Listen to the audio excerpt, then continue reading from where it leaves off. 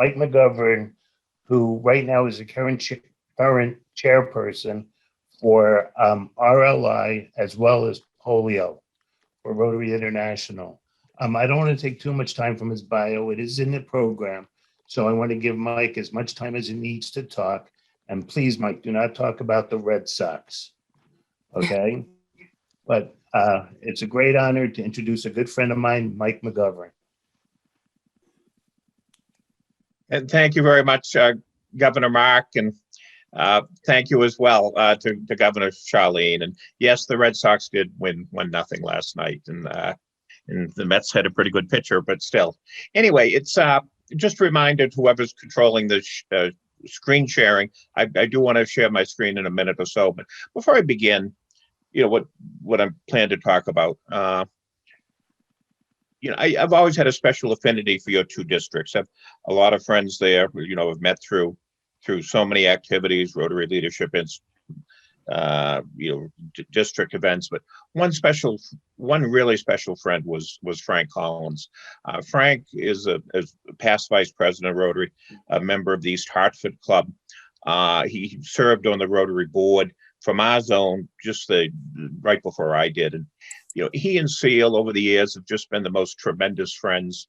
The hospitality that they've shown, the work that he did with training with so many in the district and even internationally. He was in charge of training all the governors.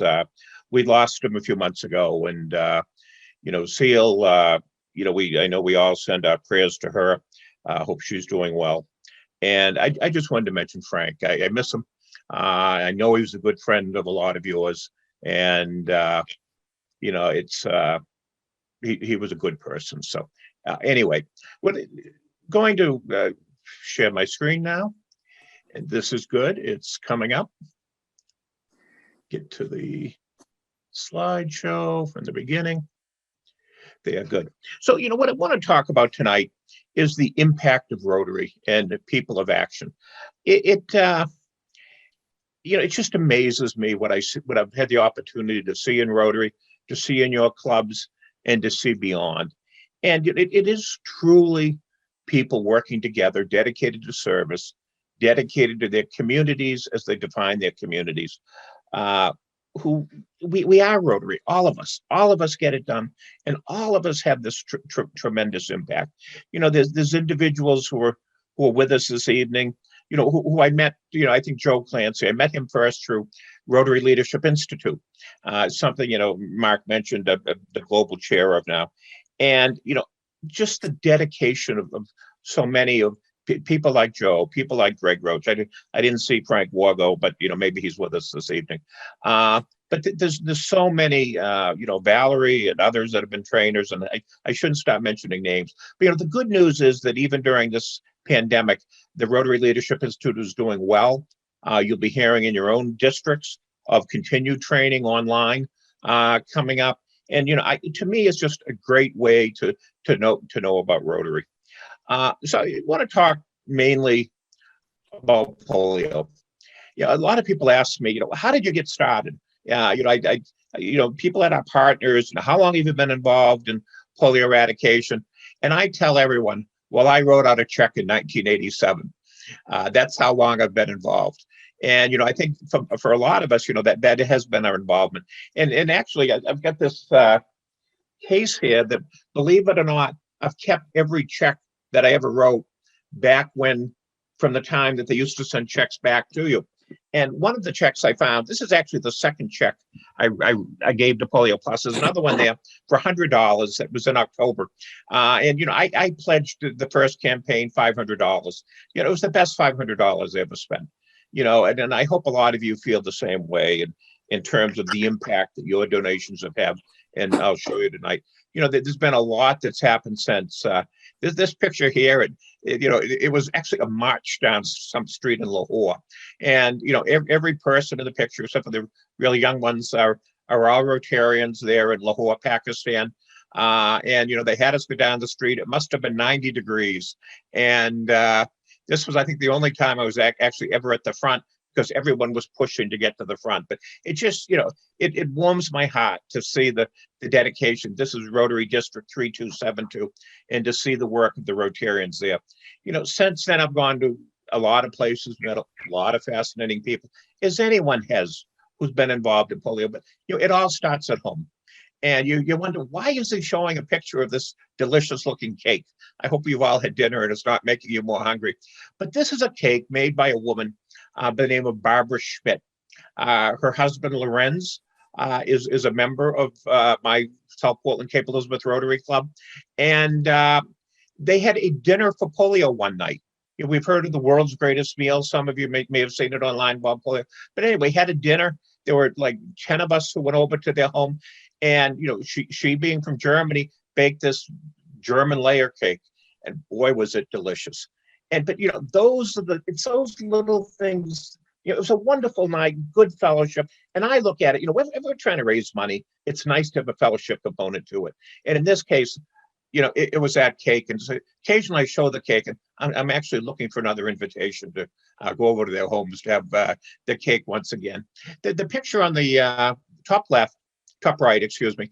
The man in front of the flags is Imran Khan.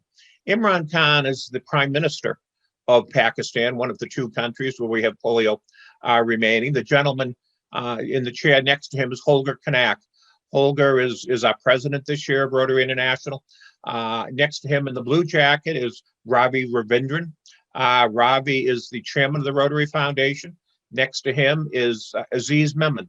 Aziz is a Rotarian business person in Pakistan. And you see someone with hands next to Aziz. That would be me.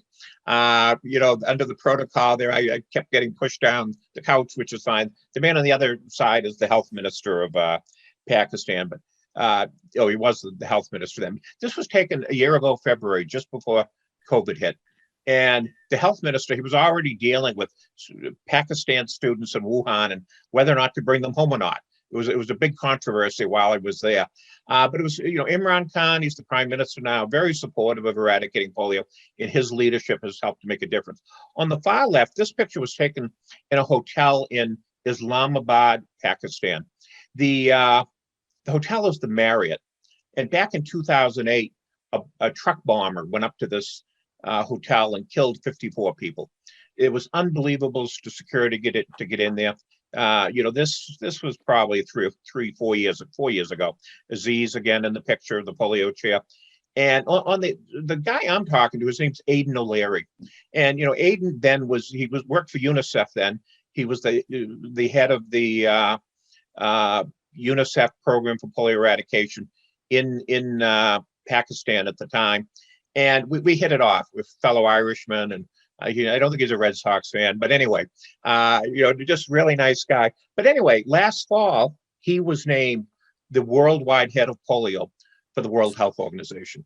Just, a wonderful person, and he's doing a great job helping to run the program. The other photo here, this is in Nigeria, in the town where Boko Haram, the terrorist organization, was founded. When I visited there, Tunji, who's the Rotary polio lead there, took me to this community of Matagori, and we saw different things, including the lab where it ended up the last polio cases occurred in Africa. But I also had the wonderful opportunity to meet these women and these men. These are our polio workers in that community. They serve a camp for 60,000 internally displaced people who have escaped Boko Haram and are living in straw huts. And to visit that and to see it and to see these individuals, the group was led by the woman in the wheelchair on the right with the orange dress. But they're just the wonderful people, and they're polio survivors. And those are the people on the front line who are helping to eradicate polio. So what is our impact? Some days are good, some days are bad. We all have good days and bad days when things go well and in our families and in our work life and in everything else. But I tend to look at long term, and you got to look at the good, and I think that's what Rotarians tend to do. There's 19 million people walking on this earth. 19 million. who would not be walking would be either have passed on or paralyzed if Rotary hadn't started to work to eradicate polio. Sometimes you look at the impact, you wonder what Rotary does, what it means to be a Rotarian. This one statement alone, whatever I've given to Rotary is little. I think whatever any of us, but when you look at the impact, what we collectively do, this sums it up as much as anything else. And I know we do youth exchange, all these other programs, wonderful, wonderful programs, global grants, but 19 million people walk on Earth. Wow. 3 billion people, kids under the 5 and under, we've given the polio vaccine since we started this all those years ago. We're still needing to vaccinate 450 million kids around the world with over 1 billion drops. We showed the way for COVID as to how it gets done. It's I get another slide about that later, but so much I think that we've contributed. We used to have polio in 125 countries in 1988 when Rotary began trying to eradicate polio. Rotarians did, and now we've gone 4 years without a case outside of Pakistan or Afghanistan. We've got some vaccine-derived cases. That doesn't make us happy, but the wild polio virus, what we've been focused on, the numbers we've always talked about and shared. 4 years now. We're also, as I mentioned, we're helping with Ebola, we're helping with COVID. A lot of people ask, well, what impact has COVID had on polio? First, I think most significantly is, I couldn't be any prouder. We've always called the polio program in Rotary Polio Plus.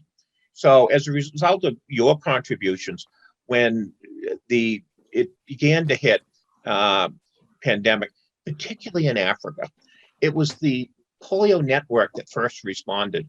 It was the polio network that did the surveillance, that took the samples, that did the testing, that did the contact tracing.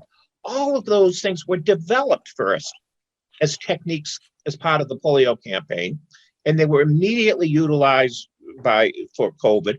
And our staff, it's estimated it was about $110 million out of the whole polio budget, including Rotary's contributions and everything else, that went to contributing to help deal with COVID. And some said, well, it's polio. No, it's polio plus. And and it's won us a lot of goodwill, from amongst a lot of people, particularly in Africa, that the polio effort went. This is a picture of Michelle Zaffron. I showed Aiden earlier.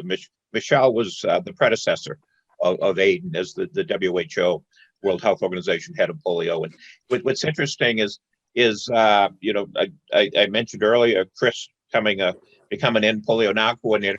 One of her new Rotary End Polio Now coordinators is Michelle Zaffron. He retired from WHO. He had joined Rotary in a club in France, just over the border from Geneva, and now he's a volunteer as a Rotarian. And I think it says, the respect Rotary has in the program. But, COVID also impacted us in terms of there was a lot less travel in Pakistan, Afghanistan, a lot less spread of the disease. So, we've seen the case numbers come down, but there was one piece of bad news, and some of you heard it alluded to a little bit earlier. This is news from yesterday, although, unless it was announced today, the United Kingdom hasn't announced it. We depend on money from Rotarians, the Gates Foundation, the U.S. government, and other governments around the world. Our fourth largest supporter has been the government of Her Majesty in the United Kingdom. They've given $1.8 billion over the years to polio eradication. Well, we had a shock earlier in the week. I heard about it at the end of last week, that the government's announcing a 95% cut in polio eradication. That's from 110 million British pound, 100 million British pounds down to 5 million. It's going to cause some issues. It's going to cause some problems. It's all as a result of COVID. They've been in shutdown for a long time in the United Kingdom. As a result, their economy has tanked, and they're cutting the budget for international assistance as 1%, as 0.07% of their gross national income to 0.5%. Just tremendous concern about it. And it is, there's obviously lots of negative impacts on COVID and terms of the way it's affected families and individuals and the tremendous loss of life. But we worry to the degree that it might affect polio funding, and we can see in this case that it is. And I did have a chance for about a half an hour yesterday to meet with the head of foreign assistance for the government in the United Kingdom. He arranged a Zoom call with me, and I expressed our strong concern, obviously. But the one piece of good news is that they had made a commitment of about 300 million pounds over the next few years. They haven't taken back that commitment. They hope that their economy springs back and they're able to help more. So, who are the other people we work with? You often hear that we work with WHO, UNICEF, the Gates Foundation, something called Gavi, in the CDC. These photos here are the members of the Polio Oversight Board, the group that actually oversees the polio program. And there's 6 members of the Polio Oversight Board. At the top right, you see Dr. Tedros. He's the head of the World Health Organization. And even with everything that man was dealing with last year, he continued to chair the Polio Oversight Board. And I think there were 3 times during the year he called me for a private conversation. And I thought, what is this guy calling me for? He's the #1 person in the world dealing with COVID. That's how much they value Rotary, and it's how much they value the importance of eradicating polio. The 2 gentlemen below him, one is Chris Elias. He's the president of global development for the Gates Foundation, reports directly to Bill Gates. He's the current chair of the Polio Oversight Board. The man next to him is Seth Berkley. Seth is head of something called the Gavi Alliance, Gavi, the Vaccine Alliance, and he is in charge of something called the COVAX facility, which is trying to deal with the inequity of poorer countries not getting the COVID vaccine. Crucially important, tremendous responsibility, but again, very, very devoted to polio eradication. On the lower left is Henrietta Fore. She is the head of UNICEF worldwide. We call it the executive director. Attends every one of our meetings. Couldn't be any more dedicated. She's now out in California on Zoom at her home there in meetings. The woman on the far left, interesting. I don't know how many of you recognize her. Her name is Rochelle Walensky. And Dr. Walensky, Rochelle, is the new head of the CDC for the United States. And one day earlier this week, if I lose track of days, I think it was Tuesday, she announced changes in the mask regulations for the United States, and particularly outdoor. And so I was watching the news at 3:00 and 4:00, and she was the #1 news story in the country that she had relaxed the mandate. Well, at 4:15, she kept a commitment. We had arranged a Zoom call with her, with Rochelle, myself, and Carol Pandak, the staff person in charge of Polio for Rotary. She wanted to get acquainted with it. I figured it'd be canceled with everything going. She spent a half hour with Rotary on Tuesday afternoon to talk about polio eradication, the importance, and to get caught up to speed. Those are the partners we have. They couldn't be any more dedicated, but a lot we depend on Rotarians. The woman in the middle is actually a good friend of Valerie Perry. It's Pearl. Some of you may have heard Valerie talk about Pearl. Pearl is in Port Harcourt in Nigeria. Was a district governor, I think, with Valerie. Just could not be more dedicated to ending polio. Next to her is a woman in Cote d'Ivoire, Marie Irene Richmond Ahuha. And she's now a member of the Senate, but she was a district governor there. These 2 women are part of the success story of why the World Health Organization was able to declare Africa, the African region, as free of the wild polio virus last year. It was Pearl, it was Marie, and so many others. On the bottom left is a wonderful woman, Tayyaba Gul. She lives in the Islamabad area, but she runs a health center paid for by Polio Plus dollars, one town north of Abbottabad in Pakistan. She's actually out on their little porch area. I had the opportunity to visit there. Just could not be more dedicated.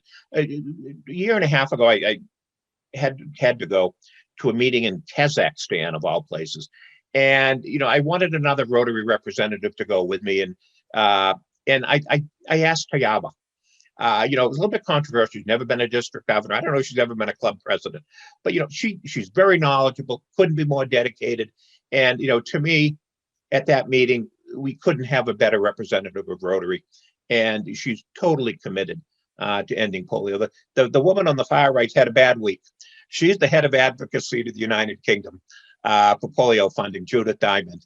And Judith has just done a tremendous job. And it takes nothing away from her that the funding was cut, but just she's just doing a great job. And I look at we depend so much. It's all of the Rotarians who get things done. I may go to meetings, may go to different places, but I look at these women. I look at all of the men and women Rotarians around the world. We're the conscience of it. We get it done. So now the good news. I just love this slide. I absolutely love it. This is Pakistan, as it indicates. This is data as of April 26th, a couple days ago. In the last 6 months, Pakistan, which has been the center of polio in the last few years, we've had 3 cases. Since January 1, we've had 1 case in Pakistan and 1 in Afghanistan. We started this with 350,000 cases a year. We've had three in Pakistan. I hate the three red dots, but I'm so happy that there's only 3. And you look, we had a case in January, we had none in December, and since we haven't had any the last 3 months of wild polio virus, you wonder if your investment is accomplishing something. This shows that it's accomplishing something. And you look, all 3 of the red dots are all in one place. That they're all in areas outside of Karachi, which is a very big city there. So what about Afghanistan? This is March 29th, again, not too long ago. They launched national immunization days back then in Afghanistan. And, one of the issues there is we have a group called the Taliban. The Taliban has banned house-to-house vaccinations. It's a big issue. And the health minister said, if we're able to reach every child, we can get it done there. It shows the numbers are down, but we're still worried that they're in inaccessible areas. And that will cause the immunity to go down. That's what the WHO representative said. And yeah, mostly good news. These are all, folks, this was taken October a couple of years ago. This was a Rotary sponsored training session for the vaccinators in Afghanistan, all women in this case. But the previous slide was March 29th.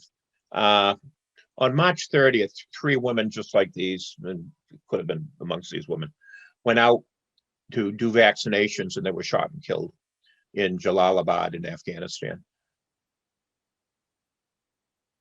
The next day, other vaccinators were out there. The very next day, Ishaq Niazman, our polio chair in Afghanistan, delivered checks to the families of those 3 from Rotary, from those three martyrs. So, I look at it, no matter what any of us do for polio eradication, no one does more than the people who have the courage to go door to door, as you saw in Nigeria, as you see these women, and God bless them. It's what they do and what they accomplish, and it renews my determination. I hope your determination to get this done. So, what do we need to get it done? One thing, we need to advocate the governments of the world, and you see the picture on the left here. It's that's one of the senators from Connecticut.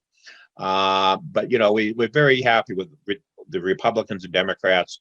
They have always united in the Congress to help come up with funding for polio, and it's so important. And fortunately, we've had that setback with the UK. There's no sign of any other government cutting their impact, but we need to advocate to the governments for money. Plus, we need to advocate to people like Imran Khan in Pakistan, continue to do it in Africa, do it in Afghanistan, to make sure the governments are we keep their feet to the fire, keep them accountable to get this done. Individual Rotarians, every year, in recent years, we've had a goal of $50 million. Every dollar is matched 2 to 1 by the Bill and Melinda Gates Foundation. It comes back.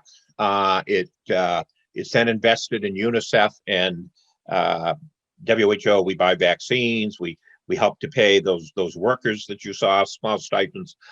We fund something called the cold chain, the refrigerators, all the things you hear about with COVID vaccinations needing to be done. That's where our money goes. It's the goal of 50 million matched with 100. So Rotary allocates $150 million. But you know what? It's because we have 36,000 clubs and 1.2 million. No one needs to do a whole lot, but if everyone does a little, we reach our goal. We need to convince the mothers and the fathers to get the polio drops in the mouths. We need to convince the leaders in those communities. I mentioned, the Taliban's actually supportive, and the latest word is they're going to be helping a little more. And the killing in Afghanistan was actually believed to have been done by ISIS, not by the Taliban. But it's we need every party, every individual, to everyone agree that it's important to get the drops. And same issue we deal with COVID. We need to stop something. We've had an outbreak of vaccine-derived cases. We're ahead of that. We got a new vaccine dealing with it. It's started to be rolled out. There's no issues so far with it. But we think that in the next year or two, we still think we're going to have some more cases this year.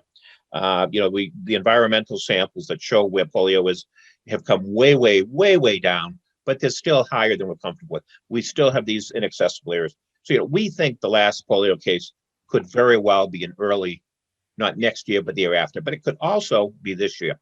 We really don't know. We've seen other places where it's come down, and it's come down quickly. That's what happened in India. They went from like 800 cases in year 2 to 42 cases to 1 case to 0. And it's particularly Pakistan's looking that same pattern. You want more information, you can look at these 2 websites. The final picture on the bottom there, that's Pearl again, my friend from Nigeria, Valerie Perry's friend. This was, I think, in Port Harcourt, I'm not sure. The man in the middle is Tunji. He's the polio leader for Rotary volunteer in Nigeria, and we're so proud of them and the African Nigerians for their work and helping to eradicate polio there. And this was actually this, I think, was in Abuja, and this was vaccinating a newly born child there. But we're getting this done. It's Rotary's the spirit of it. It's the heart. Yeah, we have great partners. They work with us. They respect us. And yeah, Bill Gates gets a lot of credit, but Rotary does too. And I hope you think by my mentioning some of those phone calls that I've had. They do value Rotary. We're not always in the press, but you know what? Because of us, 19 million people are walking on Earth who would otherwise not be walking. It's because of us that Bill Gates came forward to help to eradicate polio. It's because of all of us that showed in the Philippines at the very beginning that it could be done, that everyone else decided to do it. It's because of us that so many techniques were developed to eradicate polio. But you know what? We're not done. We're almost done, but we're not done. So we continue to need everyone's support, district support, and we mainly need the support of Rotarians. We might even turn around that decision in the United Kingdom. If not in the short term, I think we'll do it in the long term, because Rotarians have shown to come forward to advocate to get things done. So, we are people of action. We're people who care. We believe in service above self. And yes, we will eradicate polio. So I don't know if we have time for questions, but I'd be happy to answer any. And again, just thrilled to be with you this evening to give you this update and wish you all the best for your district conference. Please put your questions in the chat and we will read them to Mike.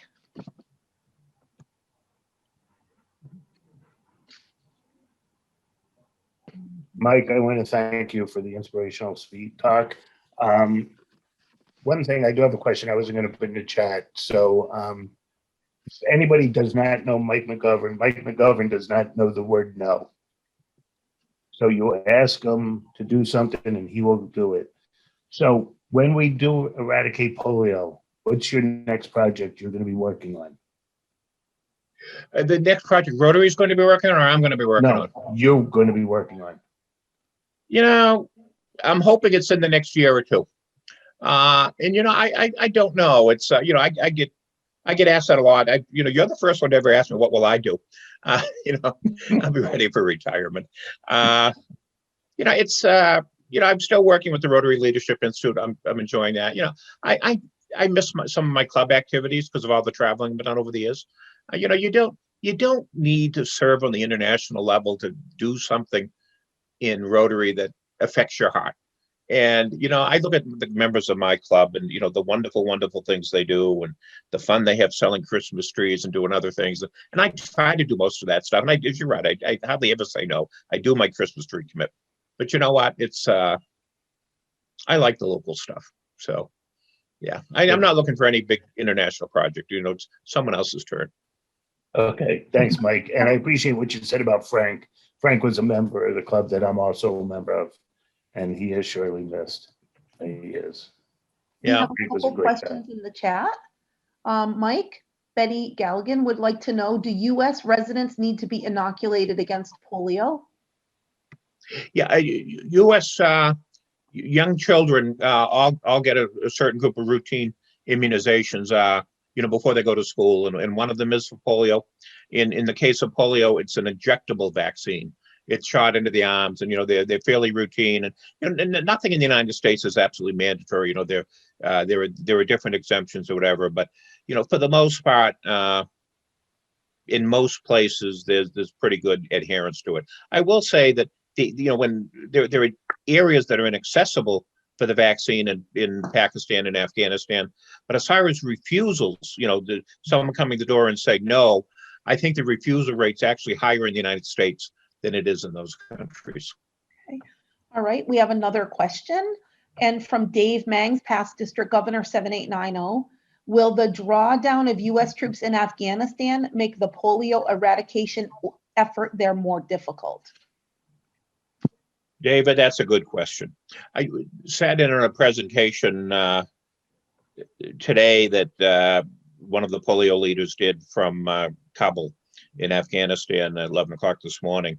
And Joanna, she indicated the issues and the challenges. No one really knows. No one really knows what's going to happen with the political situation, with the military situation. The general feeling is that in the short term, things are going to stay pretty much as they are now, which is the Taliban controls certain areas of the government, the government, certain areas of the country, the government controls certain areas, and it'll remain stable. It is an area of concern, and we take a position, we work with all parties. So hopefully, we'll be able to continue the program there. We believe we will, but if an all-out war breaks out, it ain't easy. Thank you. And if you could refrain from the chat unless you're asking questions, that would be helpful. Thank you. Mike, a question from Charlene Jarris, District Governor 7950. One of my Rotarians asked what Rotary was doing for COVID in India right now. Would you be able to shed any light on that, seeing how Polio Plus works on it also? Yeah, Charlene, the Rotarians there are doing tremendous work, led by a Rotarian in Mumbai called Ashok Mahajan. They have a task force within the country. They're working very hard to produce equipment that can produce oxygen, which is a huge issue with the shortage of oxygen now. They're actually, unlike here in the United States, they're actually running a good number of the vaccination centers. I did actually receive a report from Ashok today, and I have your email, Charlene, and I'll send it to you. So I'll send you the report I got from Ashok today so that you can share it with that Rotarian. Oh, thank you very much. I have one last question, Mike. And this is from Art Norwalk, 7950. What will Rotary's Polio Plus apparatus do when polio is ended? Rotary itself will move on to other things. We do, the trustees of the Rotary Foundation, the board, have taken a decision that we'll continue to advocate for routine immunization after we believe the world is certified as polio free. Just to make sure primarily to make sure we have the surveillance to make sure that it doesn't crop up again somewhere. So we are going to continue to advocate. But beyond that, it's the Rotary apparatus is a lot of volunteers. They'll move on to other things. The staff, the Rotary, for a program that we've spent over $2 billion on, over the years. We're spending about 150 million now. We have only 6 staff people worldwide who get paid with polio dollars. And, I think they will be absorbed into other areas of Rotary. They may retire, or they, who knows, but they'll, they will have done a great job working with all of us. So I think they'll all land on their feet. I see no more questions in the chat right now. Please put your questions if you have a question in the chat. We'll be happy to pass that on to Mike. Great. And if you do have any questions, if you have Mark's email or Charlene's, send it to them, and they can both forward it to me. I hesitate to put my own email address in the chat because it could be too many emails. But anyway, send it along, and I'll try to respond. Mike, we do have a hand up. Sue, do you have a question for Mike that you? Yeah, I do, but it may be a little bit more like I should contact him directly. I'm very concerned about the difference between the drops, which I've been so thrilled to deliver, and what's really worked around the world is the injections. So, and I know third world issues and all that kind of stuff. Do you have any 1 minute answer to me about where we're headed with eradication and vaccination? Yeah, you mean particularly with polio? Yeah. Yeah, I think everything seems to be going right now, with the one exception of the tragedy in Afghanistan and the money from the UK.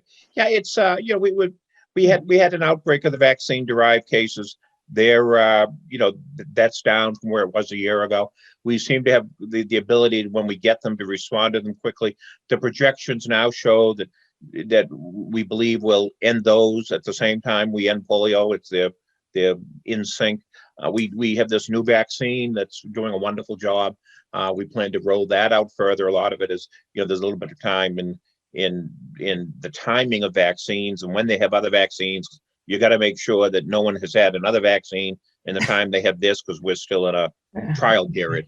But everything is going the way it ought to be going and should be going. I couldn't have said that a year and a half ago. It's we had some setbacks, but it's every day is a new surprise, new change. But I can't help but think if we can go for 350,000 cases a year to 3 in the last 6 months, that we can't get to 0.